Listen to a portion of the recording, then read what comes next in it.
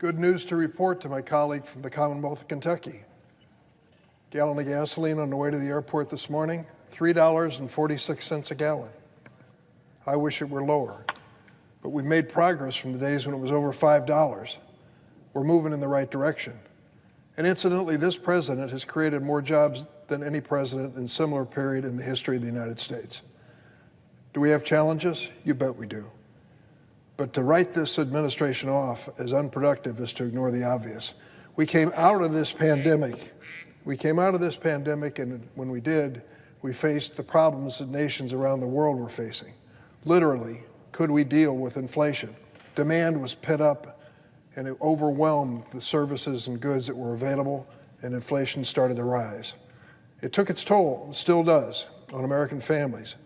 But to ignore what we've been able to do is to really turn our backs on reality. What about that rescue plan, the American Rescue Plan? I remember it, and I remember there wasn't a single Republican voting for it. Almost 20% of the American Rescue Plan went to state and local governments to deal with issues like crime, to make safer streets and safer neighborhoods for Americans across the board.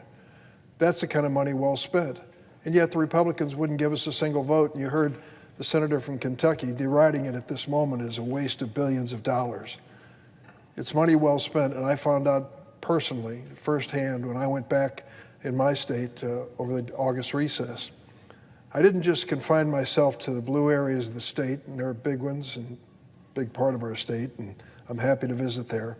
I went to some of the redder sections of our state, the areas that voted for Donald Trump in the last election over Joe Biden. I don't do particularly well there either, but I wanted to visit with them, and I felt that there were things I needed to learn about what families and communities were facing. I went to Herrin, Illinois, the southern part of our state, where my family has its roots. And I went to the Southern Illinois Healthcare, which is a major healthcare consortium serving most of downstate Illinois, rural, small-town America, struggling with providing professional medical care, but doing a fine job. We have something called congressionally directed spending now, used to be known as earmarks. I'm unapologetic about it.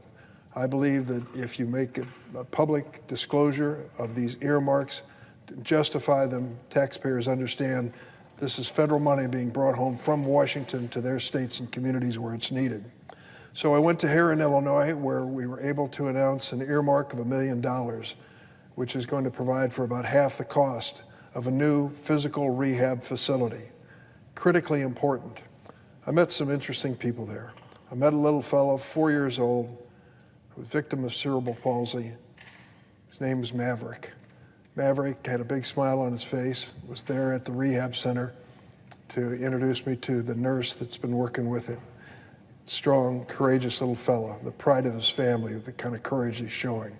Now he has a rehab facility that is world-class in his region, in his neighborhood. The alternative, drive to St. Louis. You hear that over and over again in that part of the state. We just don't have it here. We have to drive to St. Louis. When it comes to rehab services for Maverick, kids like him and adults as well, they now have a fighting chance to get something local. And let me add, another fellow was there with the name of Riley Baird. Riley's a high school student, and he's an amazing kid himself. He's a Boy Scout, and I used to be a Boy Scout a long, long time ago. He had that sash with all the merit badges on it. I think I had 5 of them when I finally quit. He must have had 50, maybe 100. He had them all on his way and passed as an Eagle Scout. He decided to make that rehab clinic his project.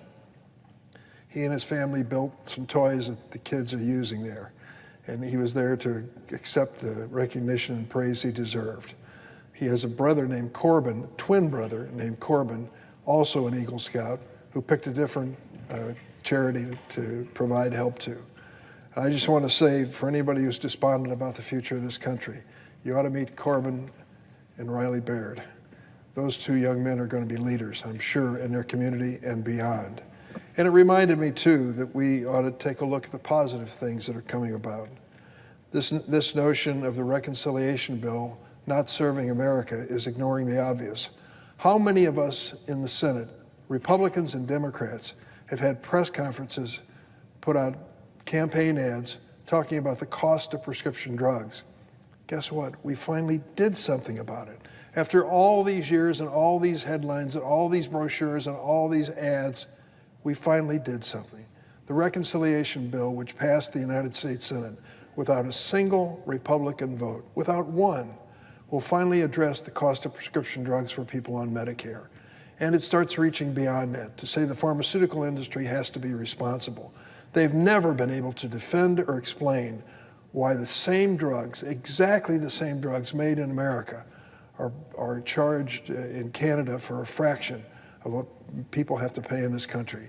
Why Americans have to go without, while in other countries there are discounts that allow families to afford the drugs they need to be healthy and to live. Well, we've done something about it. We passed a bill that'll make a difference. And when we talk about issues like electricity, I'm going to brag a little bit here. My wife and I decided 2 or 3 weeks ago to start producing electricity. We bought solar panels for our roof in Springfield, Illinois. We're not the first family to have them, but we're one of the few. I predict that's going to change in a hurry. Why? Because in that reconciliation bill, we started taking an honest look at what it takes to reduce climate change and to give our kids a planet they can live on.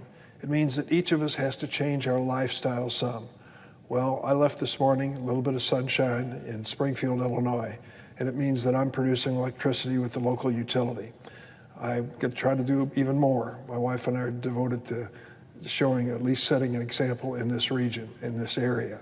The bill we passed in reconciliation is going to create incentives for people to put solar panels on their homes, to buy heat pumps, electric water heaters, things that will reduce the use of fossil fuels and instead move us toward a more electric economy. And yes, automobiles are headed in that direction too, and it didn't take a federal mandate. The major car producers are headed that way whether we like it or not. They understand where we need to go as a country and where the consumers are headed. And I think that's a good indication as well. So, Mr. President, when I hear the Republican leader come to the floor and say that things are so awful, I don't doubt that many families are struggling, and we should be sensitive and mindful of that every single day.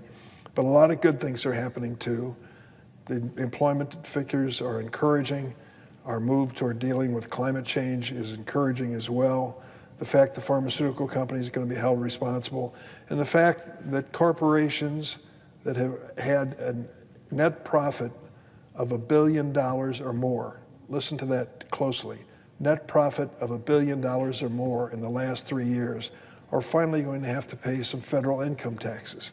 Americans are used to paying their fair share of taxes. Why are these corporations making over $1 billion in net profits each year not paying a penny? That's going to change, and it's in the bill too. And I know it's a bone in the throat of my Republican colleagues, but it's only fair.